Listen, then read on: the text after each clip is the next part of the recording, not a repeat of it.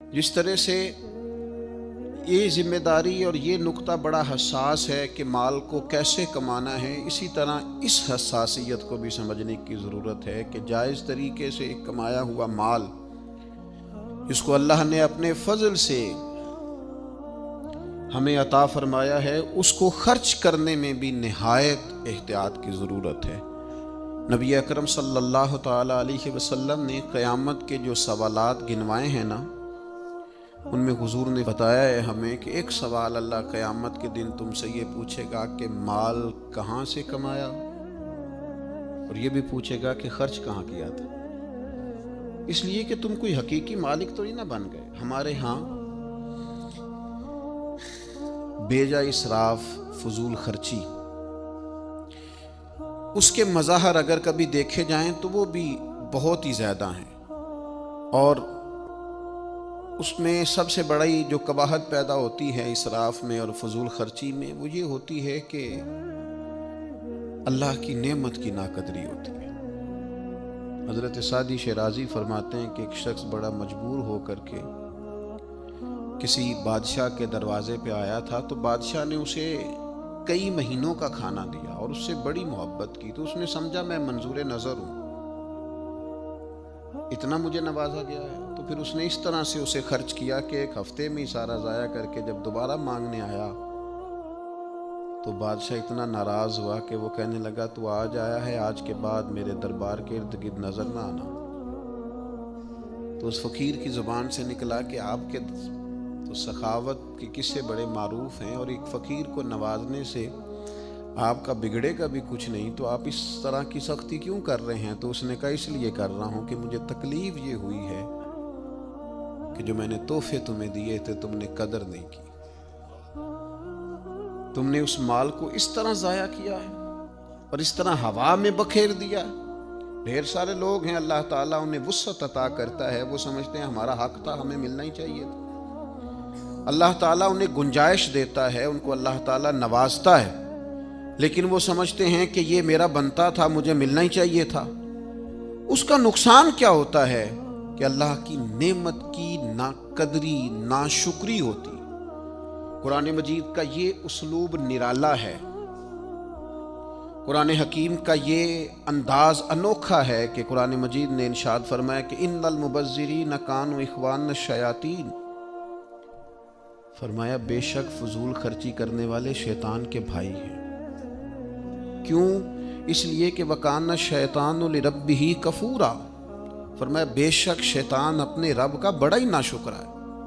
معنی کیا ہے؟ علماء فرماتے ہیں کہ یہ جو ہے نا کہا کہ یہ شیطان کے بھائی ہیں اور شیطان ناشکرا ہے، اس کا مطلب یہ ہے کہ یہ جو اللہ کی دی ہوئی نعمت کی ناقدری کر رہے ہیں نا، یہ بھی گویا اسی طرز پر چل رہے ہیں جس طرز پر شیطان چلتا ہے، ناشکری کر رہے ہیں، ناقدری کر رہے ہیں۔ ہمارے ہاں جن لوگوں کو اللہ تعالیٰ وسعت عطا کرتا ہے، گنجائش دیتا ہے، وہ خیال ہی نہیں کرتے، وہ لحاظ ہی نہیں کرتے، وہ کہتے ہیں او جناب میں نے بچوں سے کہا ہے تم نے پرواہ نہیں کرنی، آپ نے غلط کہا ہے بچوں سے، میں نے کہا فکر نہیں کرنی، آپ نے غلط کہا ہے اپنے بچوں سے، میں نے کہہ دیا ہے چھوٹے بھائی سے کہ میرے ہوتے ہوئے ٹینشن لینے کی ضرورت نہیں، میاں آپ نے زیادتی کی چھوٹے بھائی کے ساتھ، میں نے کہا ہے آپ بات کریں پیسوں کی فکر نہ کریں، غلط کیا آپ نے۔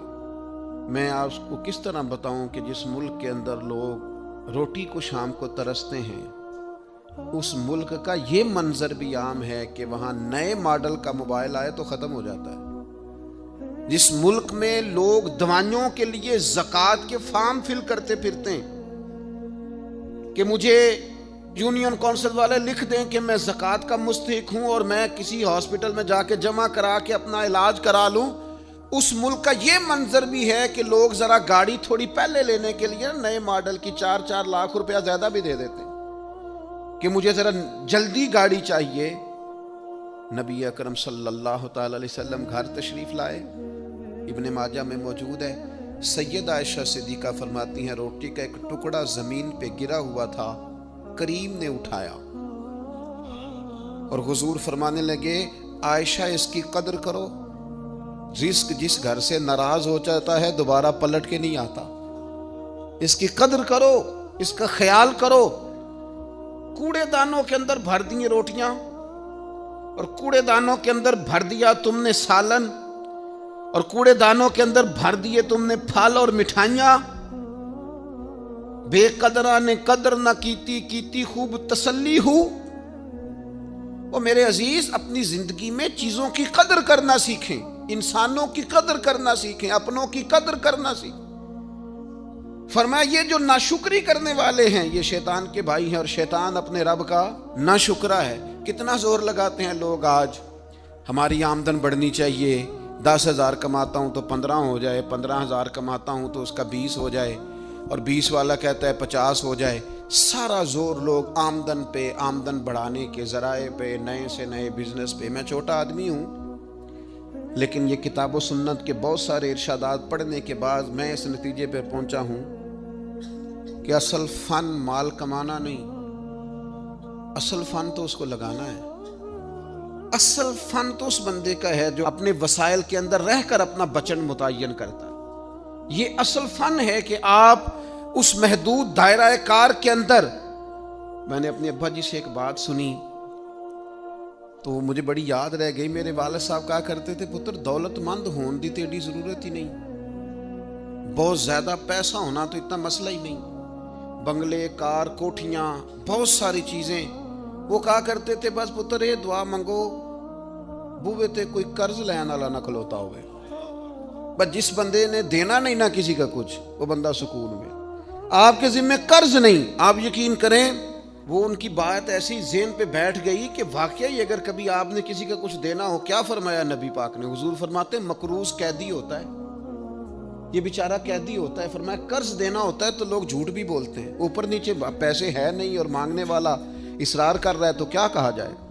تو کہا کرتے تھے کہ اگر آپ نے کسی کا کچھ دینا نہیں، آپ کے وسائل اور ضروریات روٹین میں مینج ہو رہی ہیں، تو اگر پیسے جمع نہیں بھی ہو رہے تو آپ خوش قسمت آدمی ہیں، اس لیے کہ آپ کے ذمہ قرضہ.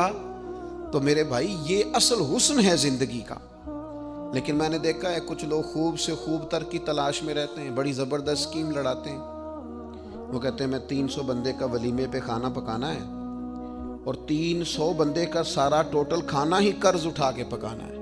اور اس کے بعد انہوں نے مینج کیا ہوا ہوتا ہے کہ وہ 300 جو آئے گا وہ سلامی بھی تو دے گا نا، تو لہذا اس طرح کر کے وہ مینج کریں گے. وہ کوئی نہیں مینج ہوتا.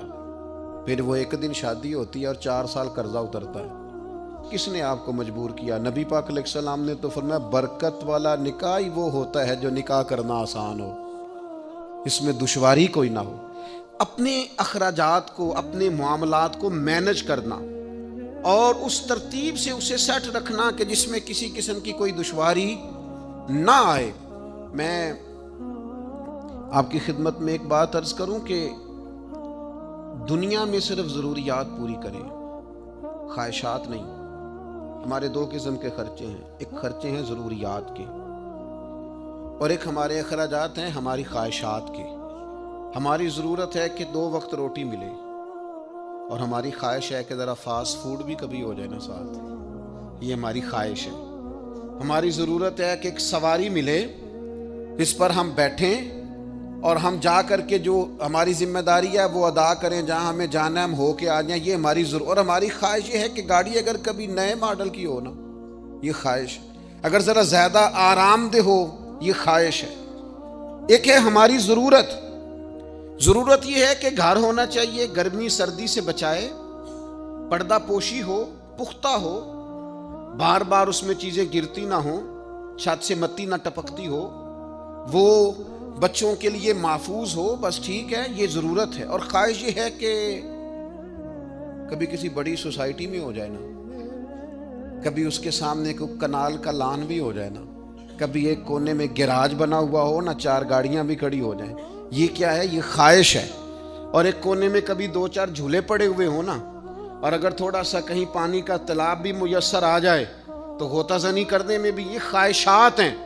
یاد رکھنا دنیا میں ضروریات پوری کرو اور جائز طریقے سے پوری کرو.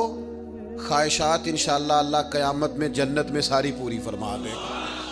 یہاں آپ ضروریات کی حد تک وقت گزاریں، جب جنت میں جائیں گے تو رب فرماتا ہے وَلَكُمْ فِيهَا مَا تَشْتَهِي أَنفُسُكُمْ فرمایا جنت میں تمہیں وہ ملے گا جو تم چاہو گے، ہر خواہش تمہاری پوری کر دی جائے گی، لیکن یہاں صرف ضروریات تک رہو، یہاں خواہشات تک۔ میں بڑے درد سے عرض کروں گا، کبھی کبھی ملک سے باہر جاتا ہوں، پردیسیوں کی حالت دیکھی نہیں جاتی، ان کے دکھ سنے نہیں جاتے، ان کی آزمائشیں بڑی انوکھی ہیں، اور دنیا میں ہر کمیونٹی، ہر قوم ایک دوسرے کو سپورٹ کرتی ہے۔ ہمیں پاکستانیوں کو پتہ نہیں کس طرح کا بنا دیا گیا ہے، ہم جہاں بھی ہوتے ہیں ایک دوسرے کی مخالفت ہی کرتے ہیں، کسی ملک میں بھی چلے جائیں ہم نے لڑنا ہے۔ وہ خدا کے بندے، قومیں تو ایک دوسرے کو سپورٹ کرتی ہیں کہ یہ میرے قوم کا ہے، اور آپ ایک تو یہ ہے کہ قوم کے ہیں، اور سب سے بڑی بات یہ ہے کہ رسول اللہ کے غلام ہیں، تو آپ کی تو سوچیں یکجا ہونی چاہیے تھی۔ بڑی سخت گیر حالت ہے بعض پردیسیوں کی، باہر جانے والے سارے لوگ سیٹ نہیں ہوتے، چند فیصد ہوں گے جن کا معاملہ ٹھیک ہو جاتا ہوگا، ورنہ بڑی تکلیف میں ہیں لوگ۔ لیکن جب غور کیا جاتا ہے نا، بہت سارے لوگوں کو، سب کو تو نہیں لیکن ایک ڈھیر ساری تعداد ایسی ہے جو ضروریات کے لیے نہیں گئی، خواہشات کے لیے گئی۔ پیچھے خواہشات وسیع تھی، ان وسیع خواہشات کی تکمیل کے لیے لوگوں نے دیس چھوڑا اور پردیس چلے گئے۔ تھوڑا سا چیزوں کو مینج کریں اور اپنی ضروریات کو سمجھیں۔ نبی اکرم صلی اللہ تعالی علیہ وآلہ وسلم نے کھانا کھانے کی اجازت دی، لیکن کھانے میں غیر محتاط ہونے سے منع فرمایا۔ بخاری مسلم میں موجود ہے، حضور فرماتے ہیں کھانا اتنا کھاؤ بس جتنا تمہاری کمر سیدھی کرنے کے لیے کافی ہے، چند لقمے کافی ہے، اور فرمایا بڑا دل کرے نا پیٹ بھر کے کھانے کو تو پھر بھی کھانے کے 3 حصے کرو، ایک میں ہوا ہو، ایک میں پانی ہو، اور صرف تیسرے میں کھانا ہو، ضرورت سے زیادہ نہیں۔ ہمارے ہاں جناب کھانے کا معاملہ، بہتر سے بہتر ہوٹل اور بہتر سے بہتر غذا اور جناب لذات کی دنیا، اور جناب آج یہ پک رہا ہے اور ریسیپی نہیں آ گئی اور مسالہ جات بن گئے اور کتابیں چھپ گئی، اور صبح سے شام تک سوائے کھانے پینے کے، آنے جانے کے، کس شہر میں کون سا ہوٹل کہاں ہے اور وہاں کون سی چیز اچھی پکتی ہے، یعنی 70 کلومیٹر کا سفر طے ہو رہا ہے ہوٹل تلاش کرنے کے لیے۔ او خدا کے بندے، تو کھانے پینے آیا دنیا میں؟ یہ کھانے پینے والا معاملہ تو قیامت میں ہوگا۔ وَأُتُوا بِهِ مُتَشَابِهًا، اللہ فرماتے ہیں ملتے جلتے پھل دوں گا لیکن ذائقے نرالے ہی ہوں گے ان کے۔ وہ جنت میں ملیں گے وہ کھانا، اور جی بھر کے کھانا اور مرضی کرنا، یہاں فقط کھانے پینے آئے۔ اور بعض لوگ ایسے ہیں جن کے کپڑے پرانے نہیں ہوتے، ان کا ڈیزائن بدل جاتا ہے۔ مجھے بتائیے شادیوں پہ جو لباس بنتے ہیں، لاکھوں کی جو خریداری ہوتی ہے، وہ کپڑے میرے خیال ہے زیادہ سے زیادہ ایک دفعہ ڈالے جاتے ہیں، اس کے بعد کوئی بندہ ڈھونڈا جاتا ہے جو ہم سے وصول کر لینا کبھی 60,000 کا جوڑا، 90,000 کا جوڑا۔ ناراض نہ ہونا، امیر کوئی نہ کوئی ایک آدھ رسم چھوڑ دیتے ہیں، غریب آدمی ایک رسم بھی نہیں چھوڑتا، جتنا مرضی ادھار پکڑنا پڑے اس نے ایک بھی نہیں چھوڑی، ساری پوری کر دی، ٹوٹل ادھر سے اٹھاؤ ادھر سے اٹھاؤ، لیکن ٹوٹل پوری کرنی، جتنی یہ قبیلے کی ہے، یہ برادری کی ہے، یہ علاقے کی ہے، یہ فلانے کا۔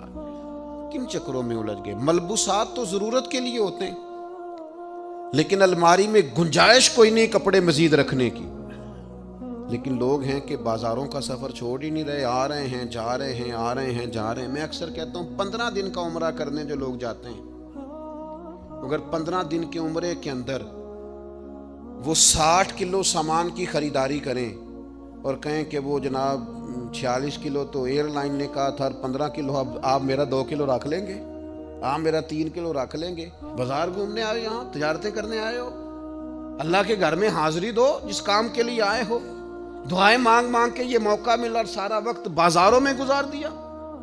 اتنی خریداریاں ہو رہی ہیں، اتنا کچھ ہو رہا ہے، ملبوسات پہ ملبوسات، کپڑوں پہ کپڑے۔ خدا را کہیں آپ رکیں، ضرورت کے لیے آپ لیں چیزیں، منع کوئی نہیں کرتا، اور پھر وہ کپڑے خریدنے بھی کس لیے؟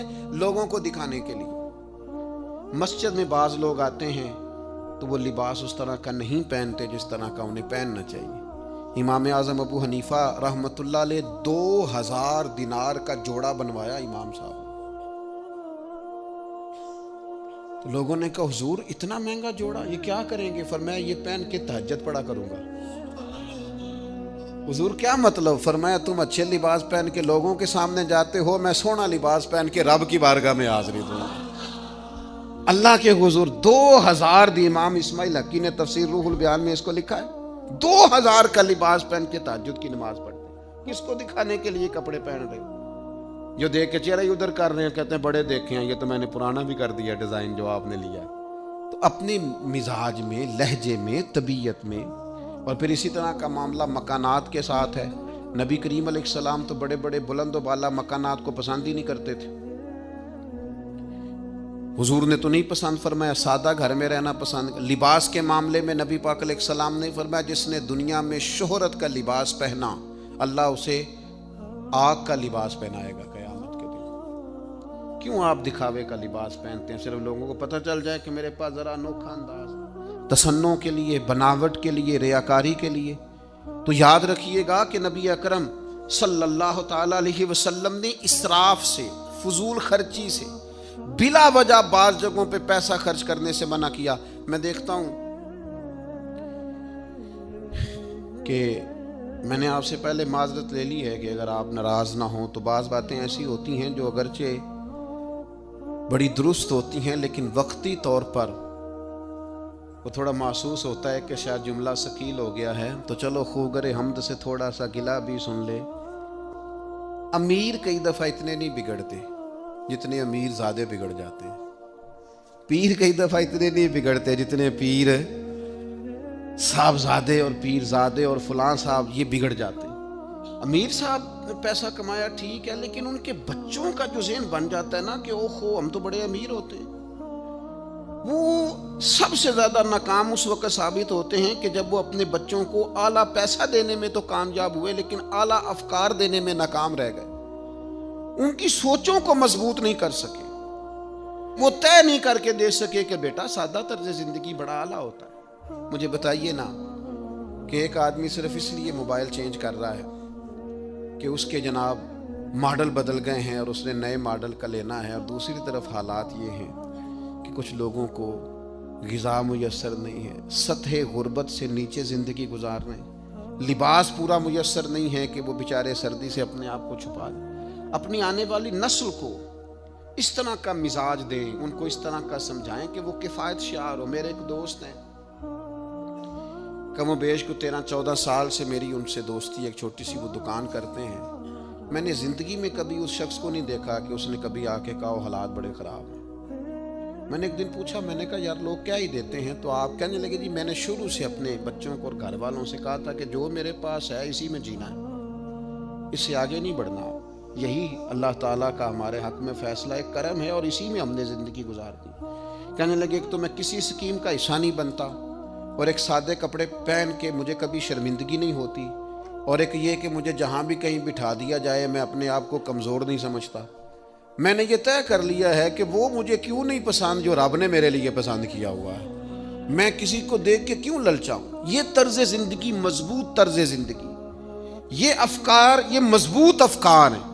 آپ تھوڑا سا چیزوں سے باہر آئیں، اسراف، فضول خرچی اور یہ ساری چیزیں۔ پھر میں دیکھتا ہوں کہ اگر کوئی شخص تھوڑا بہت چیزوں میں بچتا بھی ہے تو وہ بعض ایسی چیزوں کا خیال نہیں کرتا جس کا اسے اور بھی خیال کرنا چاہیے۔ اگر آپ کے گھر میں پانی کھلا آتا ہے تو آپ کبھی اپنے ہی ملک میں سفر کر کے دیکھیں، بعض جگہیں ایسی ہیں جہاں پینے کو پانی نہیں ملتا، تو آپ کو اللہ تعالیٰ نے عطا کیا ہے تو آپ ضائع کر رہے ہیں۔ وہ ٹوٹی اگر کسی جگہ سے لیک ہو گئی ہے اور اس میں پانی کے قطرے بہتے جا رہے ہیں تو کہتے ہیں کوئی حرج نہیں، کل پرسوں ٹھیک ہو جائے گی۔ آپ اگر کوئی چیز آپ کو وافر مل گئی ہے، اللہ کے فضل سے زیادہ ہو گئی ہے، تو آپ کو قدر ختم ہو گئی ہے۔ نبی اکرم صلی اللہ تعالی علیہ وسلم کو اگر برتن بھر کے پانی دیا جاتا تھا تو چوتھے حصے سے وضو کر لیتے تھے۔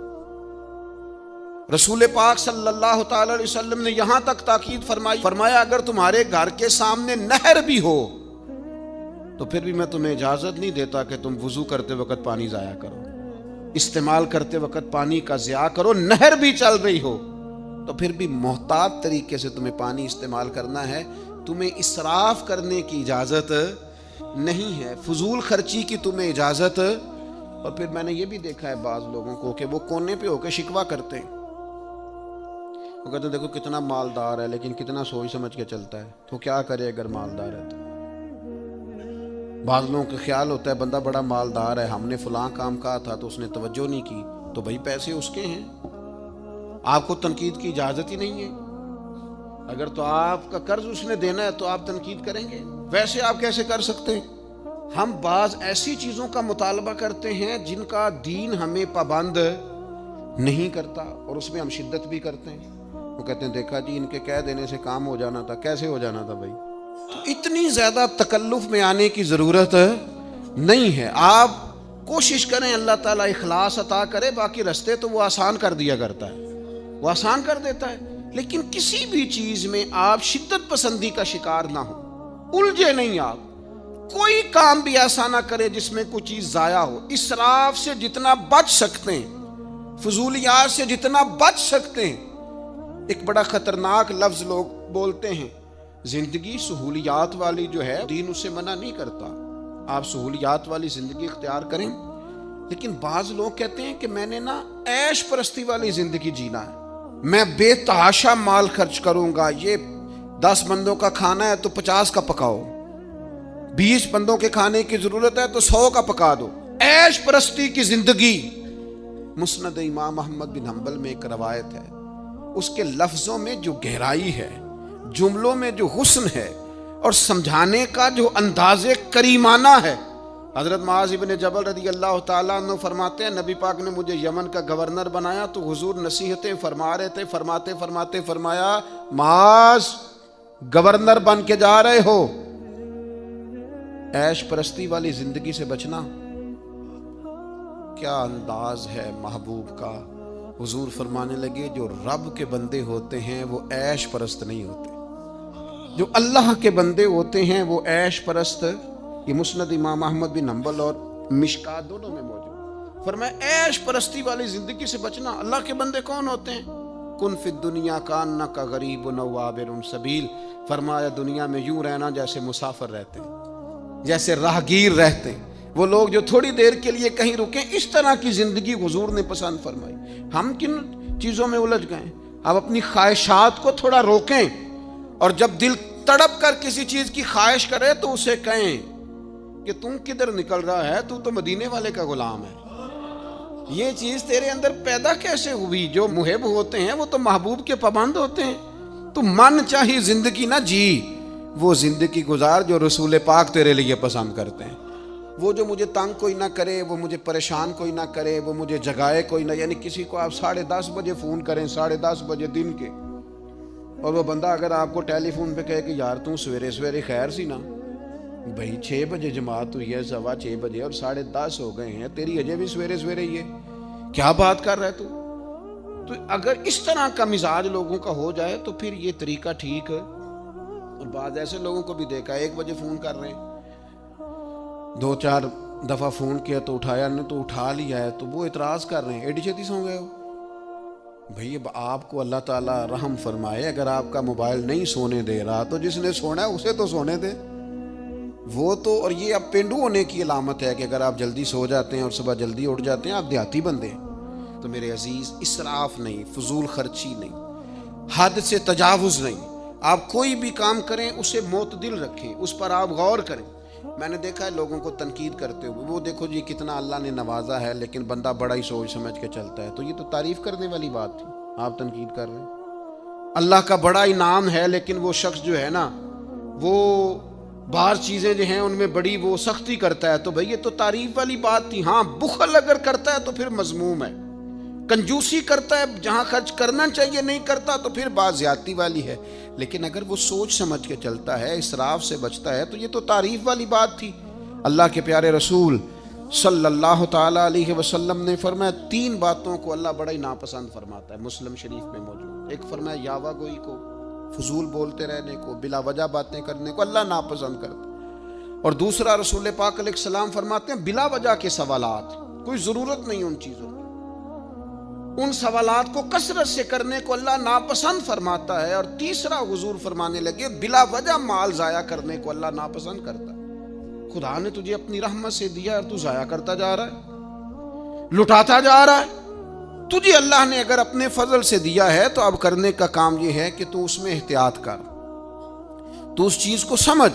ہمارے پاس جو کچھ بھی ہے نا میرے دوستو، یہ ہمارے رب کی طرف سے ہمارے پاس امانت ہے، امانتوں کو کبھی بھی ضائع نہیں کرتے۔ اللہ کا فضل ہے ہمارے پاس، اگر کچھ ہے تو مجھے بتائیے فضل کو ضائع کر دیا جاتا ہے؟ بغیر سوچے سمجھے لٹا دیا جاتا ہے؟ ہاں، اگر آپ راہ خدا میں سخاوت کریں، اللہ کی رضا کے لیے غریب پر، مسکین پر خرچ کریں، اللہ کے کمزور بندوں پر خرچ کریں، تو پھر نبی پاک علیہ السلام نے حضرت اسماء سے کہا تھا تو رب کے رستے میں بغیر گننے کے دے، اللہ بھی تجھے بغیر گننے کے عطا فرمائے۔ لیکن اپنی ذاتیات پر فضولیات کا دروازہ کھولنا اور بلا وجہ لٹاتے جانا، خرچ کرتے جانا۔ میرے ایک دوست ہیں، وہ بڑی زبردست بات کیا کرتے ہیں ہمارے ایک تیسرے دوست کے بارے میں۔ وہ کہا کرتے ہیں یہ ہمارا سنگی جو ہے نا، اس کو کبھی کہے نا کہ راہ خدا میں فلاں کام کرنا ہے تو کہتا ہے یار دعا کر، آج کل ہاتھ بڑا تانگ ہے۔ لیکن کہتے ہیں اگر اس کو میں یہ بتاؤں نا فلانی جگہ پلاٹ سستا مل رہا ہے تو پھر اس کا ہاتھ بڑی جلدی کشادہ ہو جاتا ہے۔ اور اگر اسے میں کہوں نا کہ وہ فلاں جگہ ایک چیز میسر آ رہی ہے اور ذرا تیرے والی ہے اور نرخ بڑے سستے ہیں، تیرا کام بن جائے گا، تو یہ آسانی میں آ جاتا ہے۔ تو آپ کوشش فرمائیں کہ اسراف اور بالخصوص آنے والی نسل کو اس کا پیغام ضرور دیں کہ عیش پرستی والی زندگی، عیش کوشی والی زندگی۔ مجھے بتائیے ایک شخص کہتا ہے میں نے بہت کھانا ہے، تو کتنا کو کھا لے گا؟ 100 روٹیاں کھا سکتا ہے ایک وقت میں؟ کیا کر لے گا مثلا؟ تو اپنی زندگی کو اسی دائرے کے اندر رکھیں جو اللہ تعالیٰ نے ہمیں عطا فرمایا۔ حضرت سیدنا امام جعفر صادق رضی اللہ تعالیٰ عنہ اہل بیت اطہار کا بڑا نام ہے،